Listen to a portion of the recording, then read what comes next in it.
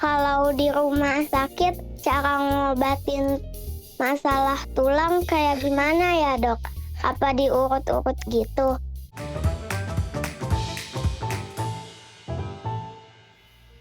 Hai hai hai, selamat datang di konten terbaru Tanya Dok. Hari ini akan ditemani saya Nita Liana sebagai host di episode perdana ini. Pasti banyak banget ya yang bertanya-tanya, ini acara seperti apa sih? Tanya Dok adalah konten yang akan menjawab segala penasaran sobat sehat tentang dunia kesehatan. Karena beraneka penasaran akan terjawab di Tanya Dok. Untuk episode perdana ini, kita telah kedatangan dokter ortopedi anak, Dr. Fatar Opusunggu SPOTK. Apa kabar, Dok? Baik. Gimana kabar hari ini? Baik. Dokter siap untuk mengedukasi kita semua? Pasti. Oke, kalau gitu. Karena kita akan menjawab banyak sekali pertanyaan-pertanyaan yang masuk berupa voice note dari anak-anak. Dan kita semua sudah kumpulkan jadi satu, di mana semuanya akan kita bahas seputar kesehatan tulang dan masalah tulang pada anak, Dok. Kita langsung saja masuk ke pertanyaan pertama. Dok, ada tips nggak biar aku nggak takut ke dokter tulang?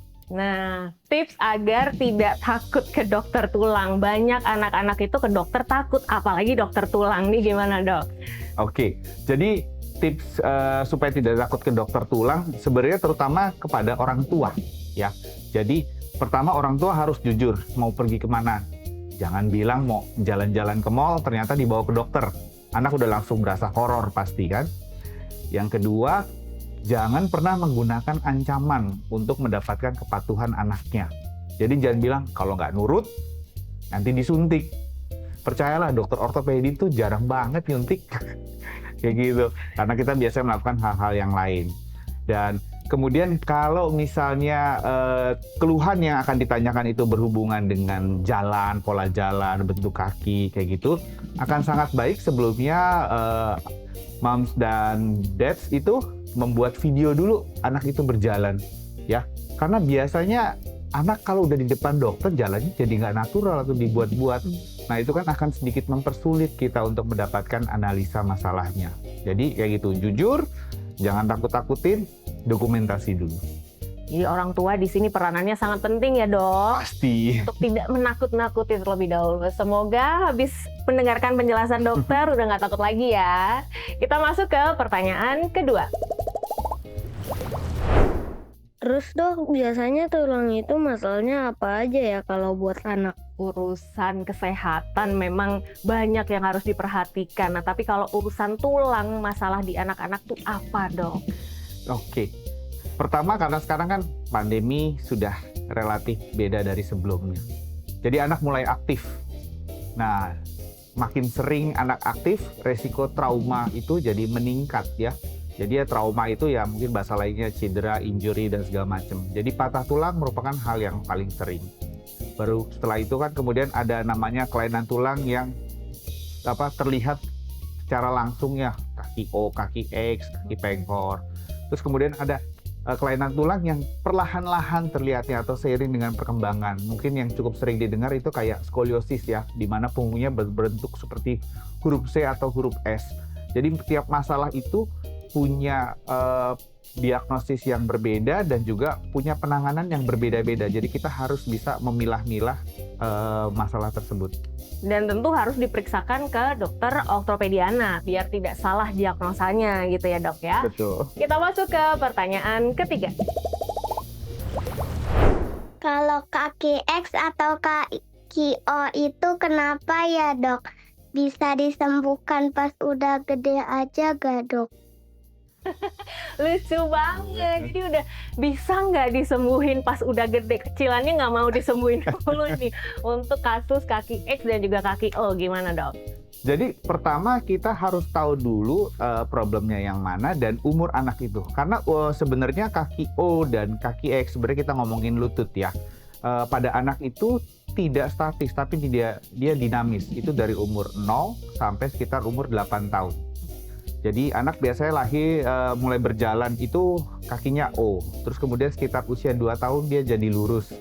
Habis itu dia malah jadi X, dan biasanya X maksimal itu tercapai sekitar usia 4 tahun.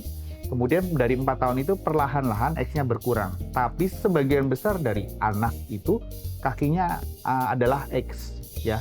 Tidak sebesar pada saat umur 4 tahun, tapi tetap endingnya itu X.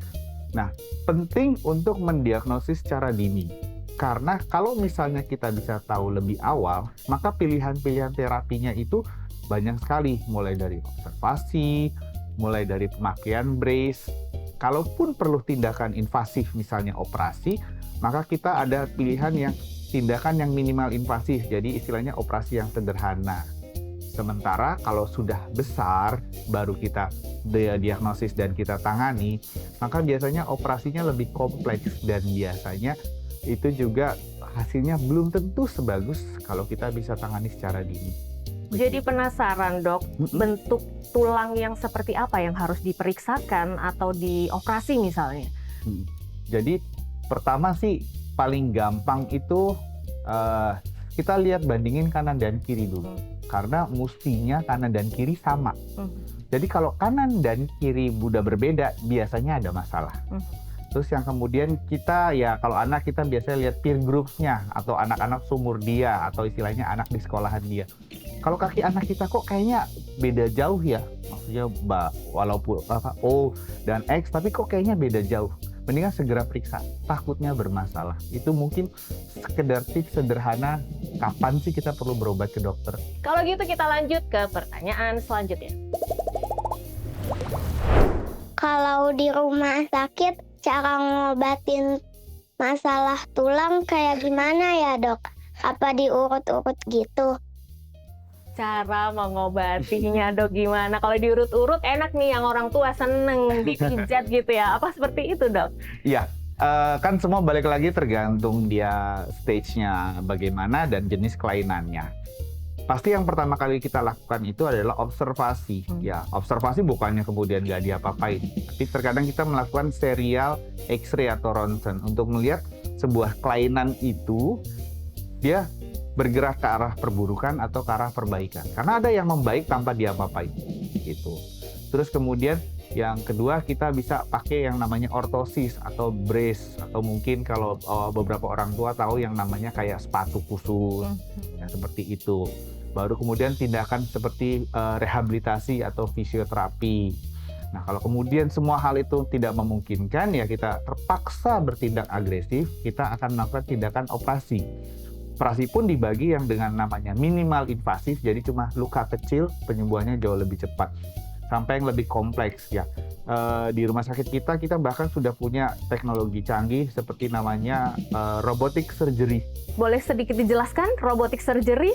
Jadi kita pakai alat guiding untuk membantu operasi tulang belakang. Dengan harapan komplikasi pada operasi tulang belakang itu jadi sangat-sangat minimal. Ya, memang itu termasuk teknologi yang terbaru di dunia sebenarnya, dan rumah sakit kami itu termasuk yang ya bisa dibilang yang pertama kali memperkenalkan itu di Indonesia. Sudah memiliki teknologi canggih ya dok ya. Kita kayaknya mau lanjut ke penanya dari anak yang lain lagi, boleh ya dok ya? Silakan. Dokter, aku pengen tinggi. Olahraga apa yang bikin cepet tinggi? Kayaknya nggak cuma anak-anak deh, sampai yang dewasa juga masih pengennya tinggi gitu, badannya gede-gede. Bahkan ada juga yang percaya bahwa dengan olahraga, kemudian olahraganya itu yang lompat-lompat seperti basket, itu bisa meninggikan badan juga. Bener nggak sih dok? Oke, jadi pertama kalau kita ngomong proses bertambah tinggi itu kan adalah proses tulang memanjang ya. Oke. Pada anak perempuan itu biasanya itu berhenti di sekitar usia 15 tahun, dan pada anak laki-laki biasanya berhenti di usia 17 tahun. Terus kapan sih kita tahu tinggi maksimal kita? Nah, tinggi maksimal seseorang itu sebenarnya ditentukan oleh genetika ya. Dan dikatakan ada lebih dari 200 gen yang punya kontribusi terhadap tinggi maksimal seorang anak. Nah, sayangnya kita nggak pernah bisa tahu tinggi maksimal kita berapa, karena nggak ada tuh di gen terus dilihat tuh tinggi kita 170, iya nggak ada ukurannya gitu. Jadi yang kita hanya bisa berasumsi bahwa kita punya gen yang baik, dan bagaimana kita bisa memaksimalkan itu. Pertama pasti nutrisi. percuma kita punya gen baik kalau kita nggak ada nutrisinya, nggak akan bisa tercapai tinggi maksimal kita gitu. Terus kemudian yang kedua ya pastikan anaknya nggak pernah sakit yang kronik lah atau penyakit jangka panjang.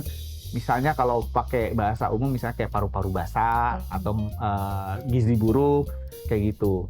Nah, olahraga sendiri tidak secara langsung berkontribusi, tapi kita bisa memakai logika bahwa seorang anak yang bisa berolahraga, apalagi olahraganya itu yang kompetitif gitu, pasti makanannya bagus. Nggak mungkin kita bisa olahraga kalau kita makannya nggak bagus. Dan kedua, mestinya dia badannya sehat, nggak sakit. Jadi segala macam jenis olahraga sebenarnya hanya merupakan indikator bahwa makanan dan dia nggak pernah sakit, sehingga tinggi maksimal itu bisa tercapai. Itu sebenarnya.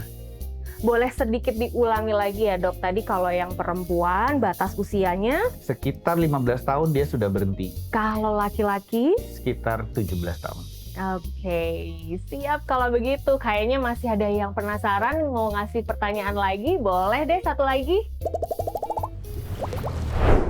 Terus makanannya apa ya dok? Yang bikin aku tinggi sama yang bikin tulang aku kuat.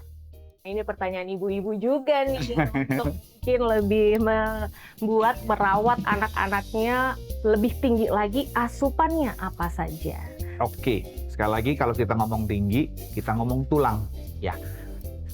Yang paling penting, zat paling penting pembentuk tulang pasti kalsium, itu kayak semennya kita lah ya. Namun kalsium itu tidak bisa efektif diserap sama tulang kalau tidak ada vitamin D. Jadi kalau kita ngomong yang paling penting adalah kalsium dan vitamin D. Namun jangan lupa bahwa tulang itu ya sama seperti semua jaringan di badan kita, butuh protein. Ya. Jadi kalsium, vitamin D, protein yang memastikan bahwa tulang kita bisa kuat, bisa tumbuh memanjang secara maksimal. Jadi itu makanan yang paling penting yang diharapkan bisa didapatkan terutama dalam bentuk whole food atau makanan utuh.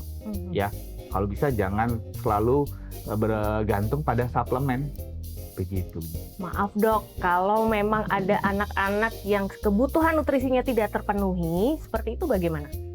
Ya, balik ke yang tadi, tingginya tidak maksimal. Baik. Karena nggak ada gunanya kita punya gen tinggi tapi nggak didukung dengan nutrisi. Jadi tinggi maksimal itu nggak akan pernah tercapai. Jadi misalnya di badan kita tuh sebenarnya ada peta tinggi kita 170 gitu, tapi kemudian kita makannya nggak bagus dan segala macam. Ya udah, pada selesai misalnya tadi umur 15 atau 17 tahun dia berhenti di 1,5 meter. Saya nggak bilang 1,5 meter itu buruk, tapi dia tidak bisa mencapai potensi maksimal dari tingginya dia. Bahkan ada juga ya dok ya, anak-anak yang orang tuanya itu tidak begitu tinggi, tapi ternyata anaknya tinggi menjulang. Itu karena nutrisi berarti ya dok? Nah, jadi sebenarnya kita harus lihat dulu ke orang tuanya. Jangan-jangan dulu orang tuanya tinggi maksimalnya tidak tercapai. Jadi punya gen tinggi, tapi nutrisinya mungkin kurang bagus atau pernah sakit. Kemudian dipadu di anaknya, nutrisi terpenuhi, tidak pernah sakit. Tinggi menjulang, gitu. Jadi sangat-sangat mungkin orang tua yang terlihat pendek, tapi punya anak yang bisa kayak Michael Jordan lah misalnya, kayak gitu. Jadi buat orang tua yang mungkin tinggi badannya nggak begitu tinggi menjulang, tetap optimis bisa punya anak yang tinggi badannya itu maksimal ya dok ya, asalkan nutrisinya juga terpenuhi. Nah, sudah terjawab semua pertanyaan-pertanyaan dari voice notes yang masuk, luar biasa dokter. Gimana tadi menjawab pertanyaan anak-anak yang begitu kritis ya tentang kesehatan tulang? Saya senang sekali ya, pertanyaannya menarik, to the point, dan saya paling suka kalau anak itu berani bertanya ke dokter. Jadi bukan orang tua, karena kita kan pengen tahu anak kita tuh sebenarnya interestnya apa sih. Dan kalau dia berani ngomong, itu kan moga-moga sih dia akan berani mengungkapkan kejujuran juga mengenai kondisi dia. Mungkin ada pesan juga untuk anak-anak semua, khususnya parents, moms and dads tentang kesehatan tulang dok. Oke, yang pasti edukasi diri sendiri dulu dan edukasi dari sumber yang benar. Untuk anak-anak juga olahraga, makan yang baik. Jangan lupa anak-anak selalu menuruti nasihat orang tua karena orang tua selalu ingin yang terbaik untuk anaknya. Wah. Orang tua menginginkan yang terbaik untuk anak-anaknya. Baiklah, kalau begitu berarti kita sudah menjawab semua pertanyaan di episode kali ini. Terima kasih tentunya sudah join bersama kita ya. Kalau begitu saya Nitaliana dan juga Dokter Patar. pamit undur diri. Terima kasih. Sampai jumpa di episode selanjutnya. Kita bahas tentang topik-topik yang menarik tentunya ya. Menjawab segala rasa penasaran sobat sehat di dunia kesehatan. Karena beraneka penasaran akan terjawab di Tanya Dok. Dadah!